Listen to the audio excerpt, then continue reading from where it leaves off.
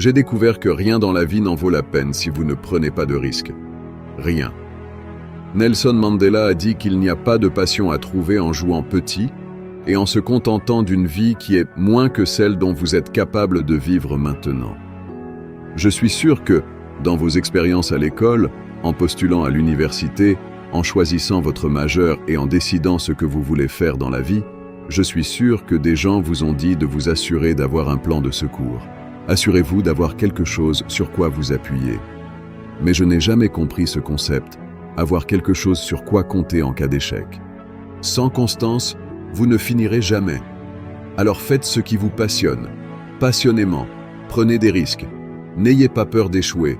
Il y avait un vieux test de QI avec 9 points et vous deviez dessiner 5 lignes avec un crayon dans ces 9 points sans soulever le crayon. La seule façon de le faire était de sortir du cadre. N'ayez pas peur de penser différemment. N'ayez pas peur de voir grand, de rêver grand. Mais souvenez-vous, les rêves sans but ne sont que des rêves. Thomas Edison a réalisé 1000 expériences ratées. Le saviez-vous? Je ne le savais pas car la 1001e était l'ampoule électrique. Chaque expérience ratée vous rapproche un peu plus du succès. Vous devez prendre des risques et je suis sûr que vous l'avez probablement déjà entendu, mais je veux vous parler de pourquoi c'est si important. Vous échouerez à un moment de votre vie. Acceptez-le.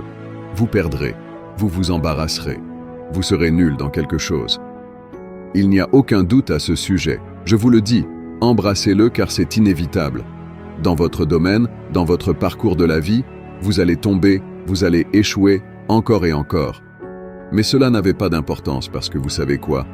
Il y a un vieux dicton qui dit « Si vous traînez assez longtemps dans un salon de coiffure, tôt ou tard, vous aurez une coupe de cheveux. Donc vous aurez une chance. » Mais avez-vous le courage d'échouer? Si vous ne faites pas d'erreur, vous n'essayez même pas. Je le répéterai. Si vous ne faites pas d'erreur, vous n'essayez même pas. Pour obtenir quelque chose que vous n'avez jamais eu, vous devez faire quelque chose que vous n'avez jamais fait. Imaginez que vous êtes sur votre lit de mort, et autour de votre lit de mort se tiennent les fantômes représentant votre potentiel inaccompli. Le fantôme des idées que vous n'avez jamais mises en pratique, le fantôme des talents que vous n'avez pas utilisés. Et ils sont là, en colère, déçus et contrariés. Ils disent « Nous sommes venus à toi parce que tu aurais pu nous donner vie. » Ils disent « Et maintenant nous devons aller à la tombe ensemble. » Alors je vous demande aujourd'hui, combien de fantômes seront autour de votre lit quand votre heure viendra?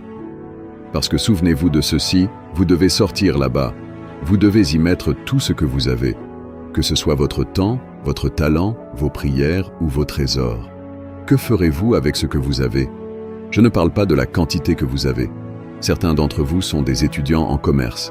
Certains d'entre vous sont des théologiens, des infirmiers, des sociologues. Certains d'entre vous ont de l'argent. Certains d'entre vous ont de la patience. Certains d'entre vous ont de la gentillesse. Certains d'entre vous ont de l'amour. Peu importe ce que c'est, quel que soit votre don, que ferez-vous avec ce que vous avez? Maintenant, voici mon dernier point sur l'échec. Parfois, c'est le meilleur moyen de comprendre où vous allez. Votre vie ne sera jamais un chemin droit. Parfois, il est crucial de reconnaître que l'échec peut être une lumière dans l'obscurité, nous guidant vers une meilleure compréhension de notre chemin. À bien des égards, l'échec offre des leçons que le succès ne peut pas toujours offrir. C'est dans ces moments de chute que nous découvrons notre résilience, notre capacité à nous relever et à nous réinventer. La vie est rarement un chemin linéaire, mais plutôt un voyage sinueux, où chaque obstacle surmonté nous rapproche un peu plus de notre véritable destinée. Prendre des risques ne concerne pas seulement le fait de postuler à un emploi, c'est aussi savoir ce que vous savez et ce que vous ne savez pas.